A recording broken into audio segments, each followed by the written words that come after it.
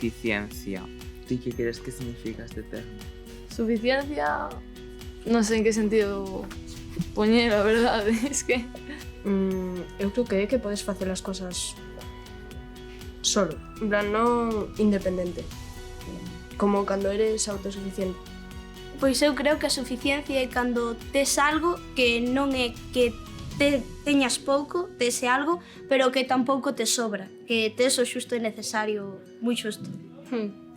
Como, por exemplo, que tes un traballo que te dá pois o diñeiro suficiente para pagar a renta, comer, pero que non tes como para disfrutar, comprarte cousas que queres ou facer cousas así que se necesite o diñeiro.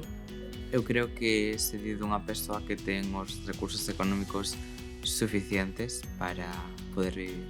Eu creo que a suficiencia se refere á capacidade túa para poder valerte por ti mismo, un pouco relacionado, por exemplo, co anterior de vida independente, pois a capacidade que tes ti para ser autosuficiente e poder valerte, non depender dos demais, por así dicilo. Sí. Creo que sería iso, máis ou menos. suficiencia. Se pode ser capaz Capacidade. ti só de facer as cousas, de... Claro, a capacidade de ser suficiente ou non, dependendo Sí. da circunstancia, quizáis.